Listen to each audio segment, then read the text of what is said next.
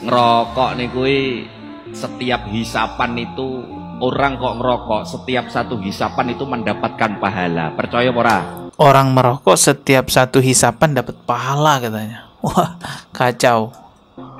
Aku gak membenarkan diri. Loh kok iso Gus? Satu hisapan satu pahala nggih. Mulakno tirunan. Sak hisapan ngene iki aku apa mur nyebul koyo sampean boten. Sak hisapan ngene iki. Allah. Ngetokne beluk. Ngono. Oh, jadi kalau mau merokok biar berpahala itu setiap hisapan nyebut nama Allah katanya. Dan mengeluarkan asapnya juga menyebut nama Allah. Biar jadi pahala katanya. Berarti dadine Allahu.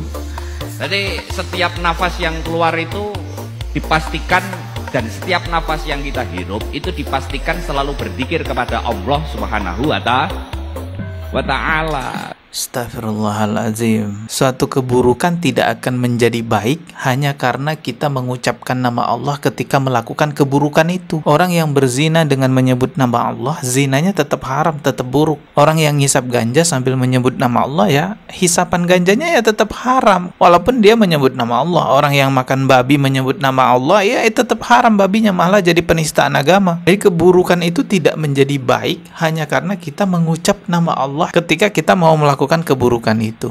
Astagfirullah, ini ngawur ya fatwanya. Coba kita simak dulu video berikut ini ya.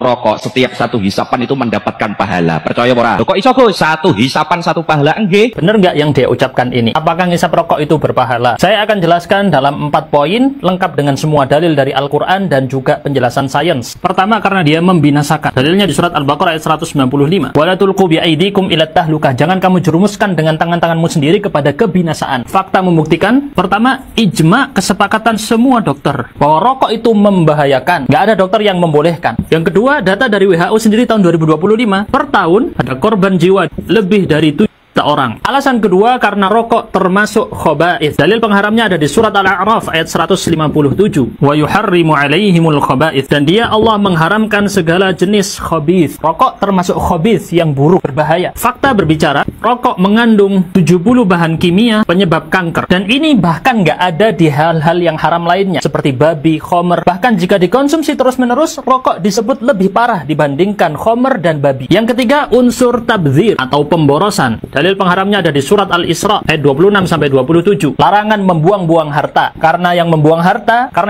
termasuk dari saudaranya syaitan. Fakta membuktikan dari data BPS tahun 2023. Di rumah tangga orang miskin, mereka habiskan 12% pengeluaran untuk rokok. Sedangkan hanya 3% untuk pendidikan anak. 4 kali lipat dari biaya pendidikan. Bahkan PDPI mengatakan bahwa kerugian yang dicapai oleh negara gara-gara rokok adalah 288 triliun. Ini membantah bagi yang mengatakan rokok tetap memberi penghasilan. Kenyataannya malah rugi. Yang keempat, karena membahayakan orang lain. Dalilnya jelas hadis riwayat Ibnu Majah. Bahwa Nabi bersabda, la darara wa la dirar. Tidak boleh membahayakan diri sendiri dan tidak boleh membahayakan orang lain. Fakta membuktikan dari data WHO dan PMC, sekitar 1,2 sampai 1,6 juta orang meninggal sebagai perokok pasif. Mereka menghirup dari udara rokok orang lain, bukan ngirupnya sendiri. Dan ini terjadi setiap tahun. Lalu bagaimana fatwa ulama tentang rokok ini sendiri? Fatwa MUI nomor 11 tahun 2009 menyatakan haram untuk anak-anak, remaja, dan wanita hamil. Dan juga haram di tempat-tempat publik. MUI masih belum mengharamkan secara mutlak. Berbeda dengan Tarjih Muhammadiyah. Pada tahun 2010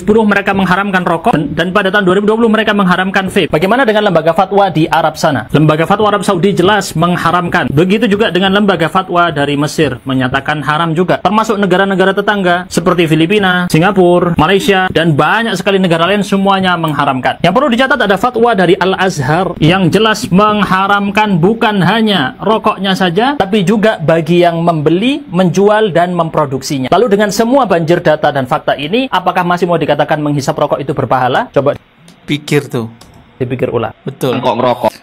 dipikirlah pakai akal, dari sisi kesehatan, dari sisi keuangan, semuanya merugikan, bahkan bukan merugikan diri sendiri, melainkan juga merugikan untuk orang lain. Hal seperti itu dibilang berpahala. Ya memang konsep berpikirnya orang yang ngaku-ngaku paling ahlus sunnah wal jamaah begitu teman-teman ya. Sebuah kemaksiatan akan jadi baik kalau dikaitkan dengan hal-hal agama. Rokok berpahala kalau menyebut nama Allah ketika mengisap. Hal lainnya kalau kita lihat yang sering terjadi juga, kita semua tahu bahwa dangdutan dengan adanya wanita yang berpakaian tidak sopan, joget-joget itu haram. Tetapi karena dangdutannya di pengajian, mereka menganggap ya itu halal. Habis pengajian lanjut dangdutan, viral sebuah video sebuah majelis ilmu tapi datangkan biduan buat hiburan. Tidak tanggung-tanggung, setelah selesai pengajian tersebut, dangdut yang diadakan bahkan mengundang seorang biduan untuk memeriahkan pasca acara majelis itu berakhir. Sontak saja video tersebut viral dan menuai banyak reaksi netizen yang merasa janggal dan aneh dengan acara tersebut. Seperti itulah konsep berpikirnya mereka. Mereka menganggap bahwa kalau kemaksiatan itu dilakukan di tempat keagamaan, maka itu jadi halal katanya.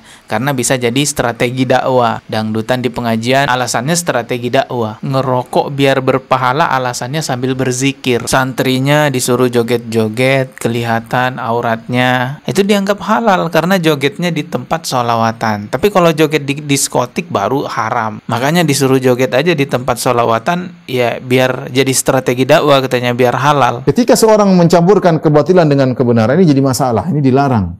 Kalau ketika dicampur kebatilan dengan kebenaran dan kebatilan dengan kesesatan, maka otomatis ada kebenaran yang tersembunyikan. Makanya Allah mengatakan wala talbisul haqqo bil batili wa taktumul haqqa. Jangan campurkan kebenaran dengan kebatilan, dan kalian menyembunyikan kebenaran, ya, karena konsekuensi dari mencampur adukan antara kebenaran dengan kebatilan pasti ada kebenaran yang ada hak yang tersembunyikan. Yang sebagian hak yang tersembunyikan tersebut diganti dengan kebatilan. Maka di merger, digabungkan antara kebenaran dengan kebatilan. Allah larang.